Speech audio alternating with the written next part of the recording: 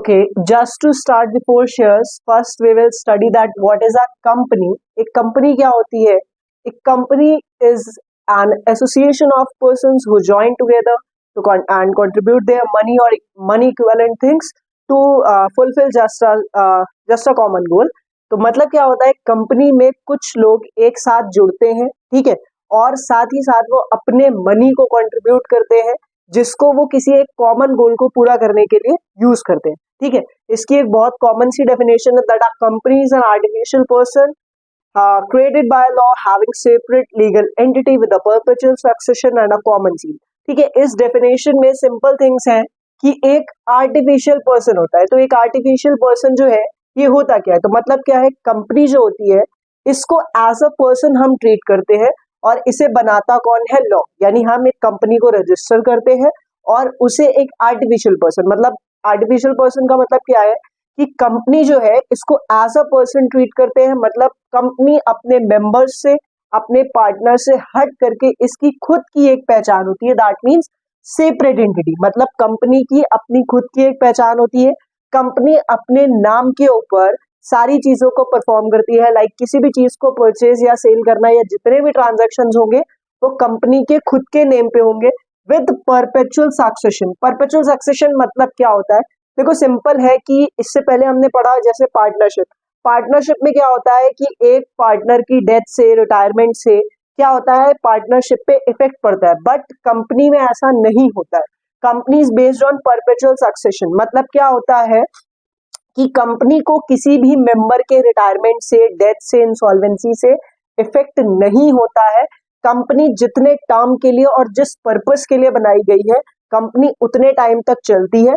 Then the last point is common seal. Common seal क्या होता है, कॉमन सील जो है वो एक ऑप्शनल चीज होती है, कंपनी इसको रख सकता है और नहीं भी रख सकता है। कॉमन सील मीन्स क्या होता है, कंपनी के जितने भी डॉक्यूमेंट्स हैं या कंपनी के जितने भी ऑपरेशन है वो कंपनी अपने एक सिग्नेचर या अपने एक स्टैम्प पे करती है, उसे हम कंपनी का कॉमन सील कहते हैं। देन कंपनी एक्ट 2013, जितनी भी चीजें कंपनी से रिलेटेड होती हैं वो हम इस एक्ट के थ्रू पढ़ते हैं या फिर समझते हैं। Then some features of a company, एक कंपनी के क्या फीचर्स होते हैं। So first feature is transfer of shares. मतलब क्या होता है, कंपनी में जितने भी शेयर्स है, अगर एक शेयर होल्डर जो है वो चाहता है अपने शेयर होल्डर्स को किसी और को ट्रांसफर करने के लिए, तो दैट मीन्स वो पर्सन उसको ट्रांसफर कर सकता है। देन परपेचुअल सक्सेशन अभी हमने डिस्कस किया। देन सेपरेट ओनरशिप, मतलब क्या होता है कि कंपनी की ओनरशिप जो होती है वो अपने मेंबर्स से हट करके होते हैं, कंपनी अपनी सारी चीजों को खुद ओन करता है। Limited liability. Limited liability means क्या होता है कि पार्टनरशिप में जैसे हमने देखा था कि जितना भी लॉस होता है, जितनी सारी चीजें वो पार्टनर्स को अनलिमिटेड फॉर्म में फुलफिल करनी होती है, बट एक कंपनी में ऐसा नहीं होता है, ठीक है। कंपनी में ऐसा नहीं होता है क्योंकि कंपनी में लिमिटेड लायबिलिटी होती है in case of companies by shares. इसको अभी आगे डिस्कस करते हैं। मतलब क्या होता है, अगर आपने शेयर्स के थ्रू एक कंपनी फॉर्म की है तो मतलब क्या है, सपोज दैट आपके एक शेयर की वैल्यू जो है वो ₹10 है, तो आपको जो लायबिलिटी है आपकी वो सिर्फ और सिर्फ ₹10 तक ही रहेगी, इससे ज्यादा नहीं हो सकती। एंड सपोज अगर इस 10 में से आप ₹5 पे कर चुके, देन कितना भी लॉस हो कंपनी को, आपकी लायबिलिटी जो है वो ₹5 को एक्सीड नहीं कर सकती है। That's it. After features now we will discuss about the kinds of a company. कितने तरह की होती है company. Basically companies are of 3 types: unlimited company, companies limited by guarantee and companies limited by shares. So first one is unlimited company. As the name suggest unlimited, that there is no limit of liability for the members और the partners. मतलब क्या होता है unlimited company का, unlimited company एक ऐसी company होती है जिसमें पार्टनर्स की जो लायबिलिटी होती है वो अनलिमिटेड होती है। अगर कंपनी को लॉस होता है, कंपनी के एसेट्स प्रॉपर्टीज को हम यूज करते हैं, फिर भी हम उस लॉस को फुलफिल नहीं कर पाते हैं, इस केस में जो मेंबर्स है इनकी private property, okay, basic point क्या है इसमें, हम जो प्राइवेट प्रॉपर्टी है मेंबर्स की private property, okay, private property को यूज करते हैं। प्राइवेट प्रॉपर्टी जो है मेंबर्स की उसको यूज करते हैं इस लॉस को फुलफिल करने के लिए। इसकी डेफिनेशन की बात करें तो unlimited company is a company in which there is a no limit of liability for the members. In case if a company suffers loss, the private property of the members will also be used, but after that the company's assets are not sufficient to fulfill that loss. Then next one is limited by guarantee. In case of companies limited by guarantee, the liability of member is fixed up to the extent of the liability given by him.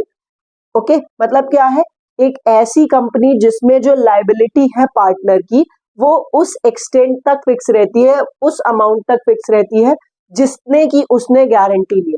Suppose एक partner है A and at the time of admission इसने ₹1,00,000 की guarantee ली है, ठीक है। तो इस 1 लाख को इसकी मैक्सिमम लाइबिलिटी भी हम समझ सकते हैं। कंपनी को कितना भी लॉस होता है, ये जो पर्सन है ए, ये ₹1,00,000 से ज्यादा लाइबिलिटी पे नहीं करेगा। Last topic is limited by shares, companies limited by shares. In that type of companies limited by shares, the liability of member is fixed to the nominal और face value of the shares taken by him. और इसे हम कैसे समझ सकते हैं कि जैसे हम समझते हैं एक कंपनी में एक मेंबर है जिसने ₹10 का एक शेयर खरीदा, ठीक है, और इस शेयर का उस पर्सन ने इस ₹10 के शेयर का सपोज दैट उसने ₹5 पे कर दिया, ठीक है। और रिमेनिंग अमाउंट जो है, जितना भी रिमेनिंग अमाउंट है, अगर कंपनी को लॉस होता है तो कंपनी मैक्स टू मैक्स उससे कितना अमाउंट मांग सकती है, जितना रिमेनिंग है, ठीक है। तो एक कंपनी जिसमें हम शेयर्स के थ्रू समझते हैं चीजें, वहां पर क्या है, इसका डिवीजन जो है वो 3 पार्ट्स में किया गया है, private company, public company and 1 person company. So कुछ ही डिफरेंसेस हैं इन तीनों टाइप्स में। देखो पहली चीज क्या है, तीनों शेयर्स के बेस पे फॉर्म होती है। अब बात करते हैं हम प्राइवेट कंपनी की, ठीक है। तो प्राइवेट कंपनी में सबसे पहली चीज क्या होती है, रिस्ट्रिक्शन होता है हमारे ट्रांसफरेबिलिटी ऑफ शेयर्स का। मतलब एक प्राइवेट कंपनी में हम शेयर्स जो है उसको ट्रांसफर नहीं कर सकते हैं। देन प्राइवेट कंपनी जो होती है वो इस नेम, इस PVT.LTD इस नेम से एंड होती है। कोई भी प्राइवेट कंपनी जो होगी उसके एंड में ये टर्म जो है private limited, okay, private limited add होगा। देन प्राइवेट कंपनी में जो मेंबर्स हैं वो किसी को भी एज अ मेंबर कंपनी में एडमिट नहीं कर सकते, मतलब जनरल पब्लिक को जो शेयर्स हैं वो इशू नहीं किए जाते।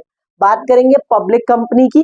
पब्लिक कंपनी एक ऐसी कंपनी होती है जो कि आपको राइट देती है आपके ट्रांसफरेबिलिटी ऑफ शेयर्स का, जिसमें आप जनरल पब्लिक को शेयर्स इशू कर सकते हैं। Last one is OPC. OPC जो है वो पहले नहीं होती थी, after that companies act 2013 we are allowed to form an OPC. OPC क्या होता है, ओपीसी इज 1 पर्सन कंपनी, मतलब एक अकेला आदमी ही एक कंपनी को फॉर्म कर सकता है, okay. So the question arises what is a share, मतलब एक शेयर होता क्या है। तो बेसिकली कंपनी जो होती है वो अपनी टोटल कैपिटल को कुछ स्मॉल पार्ट्स में डिवाइड करती है, जिसे हम शेयर कहते हैं। डेफिनेशन है, total capital of the company is divided into small denomination, each unit is called share. इसको हम ऐसे समझ सकते हैं that a company has a total capital of ₹10 lakh, ठीक है। तो कंपनी इस टोटल 10 लाख को किसी एक मेंबर से नहीं लेती है, कुछ मेंबर्स से कुछ स्मॉल डिनोमिनेशंस में लेती है। तो कंपनी क्या करती है, इस टोटल 10 लाख को सपोज डिवाइड करती है ₹10 में। दैट मीन्स कंपनी के पास जो शेयर्स है वो कितने हैं, कंपनी के पास 1 लाख शेयर्स है ₹10 के, और इसे वो डिफरेंट डिफरेंट टाइम पे डिफरेंट डिफरेंट मेंबर्स को इशू करती है। अब देन क्वेश्चन एक ये होता है कि कंपनी ये ₹10 जनरली जो होता है इसे एक बार में कॉल नहीं करती है। कंपनी इसे क्या करती है, कुछ पोर्शंस में इशू करती है। Suppose that application allotment, first call and so on, मतलब कितनी भी कॉल्स में कंपनी इस टोटल अमाउंट को कॉल कर सकती है।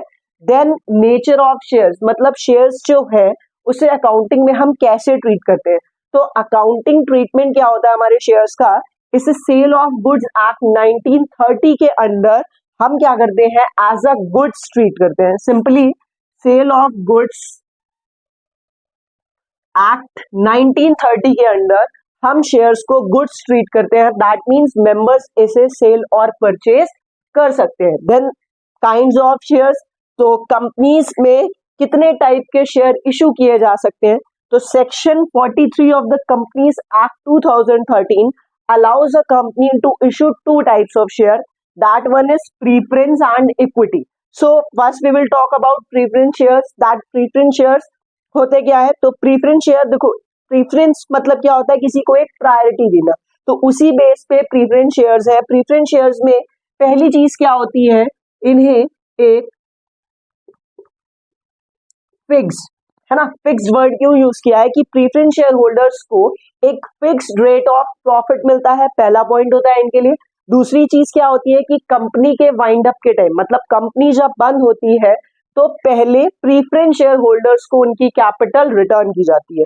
देन बात करेंगे इक्विटी शेयर होल्डर्स की. तो इक्विटी शेयर होल्डर्स का कोई भी फिक्स रेट ऑफ प्रॉफिट नहीं होता है. जब कंपनी को प्रॉफिट होता है तो कंपनी उस प्रॉफिट में से एक फिक्स रेट का डिविडेंड अपने प्रीफरेंस शेयर होल्डर्स को पे करती है. Then left over dividend is divided into the equity share holders. Then equity share holders के बारे में अगर और बात करते हैं तो इक्विटी शेयर होल्डर्स को एक राइट मिलता है, वोटिंग राइट. ओके, ठीक है. तो इनके जो बेसिक टर्म्स है वो यहाँ पे लिख दिए है मैंने. तो प्रीफरेंस शेयर होल्डर्स का फिक्स रेट आप ध्यान रख सकते हैं. एंड इक्विटी शेयर होल्डर्स का जो बेसिक चीज आप क्या रखो यार, कि इक्विटी शेयर होल्डर्स को वोट करने का राइट होता है. दैट मींस ये कंपनी के जो डिसीजंस हैं उसमें पार्ट लेते हैं. Okay okay, now the topic is share capital. Share capital क्या है? तो share capital is basically divided into these 7 types. So we will study that one by one. So first we will talk about the authorized capital. Okay, authorized capital या फिर nominal capital या फिर registered capital.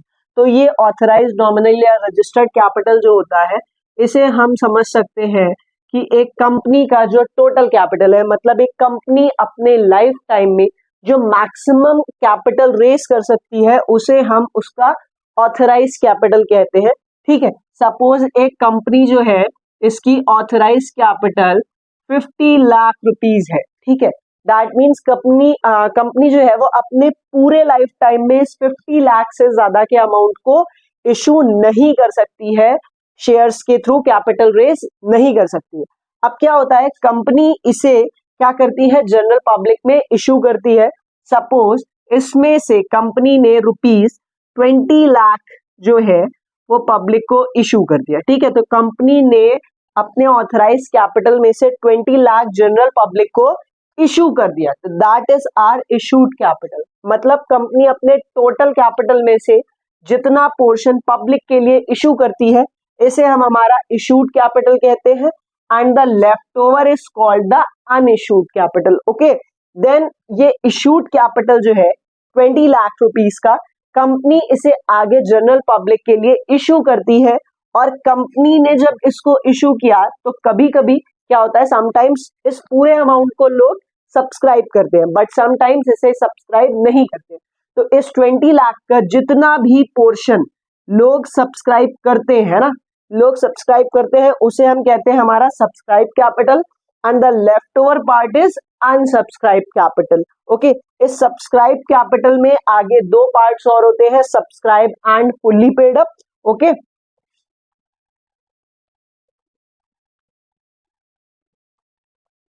Fully paid and subscribe and fully paid and then subscribe but not fully paid. अब मतलब क्या है, company ने इस 20 लाख को कुछ पोर्शंस के यानी ₹10 के डिनोमिनेशंस में 20 लाख को हमने कुछ पार्ट्स में डिवाइड किया होगा. तो कंपनी अगर उसके पूरे पार्ट का पैसा रिसीव करता है तो उसे हम फुल्ली पेड अप कहते हैं, और अगर पूरा पार्ट रिसीव नहीं करता है तो उसे हम कहेंगे subscribe but not fully paid up. आगे नोट्स बना के मैं इसके सेंड करूंगा लास्ट में, तो उसमें आपको क्लियरली सारी चीजें लिख के दे दूंगा. Then the called up capital. तो कंपनी क्या करती है, अपने शेयर्स को एक स्मॉल डिनोमिनेशंस में डिवाइड करती है. सपोज दैट इस 20 लाख को उसने ₹10 के डिनोमिनेशंस में डिवाइड किया. तो इस 10 में से ₹10 में से कंपनी जितने पोर्शन को कॉल करती है that is are called up capital. And जितना रिमेनिंग पोर्शन होता है that will be called uncalled capital. उसके बाद कंपनी जब कॉल करती है ना, कंपनी का जो कॉल अमाउंट है उसको कुछ लोग पे करते हैं, कुछ लोग पे नहीं करते. So the paid amount will be called the paid up capital and the left over amount will be called unpaid up capital.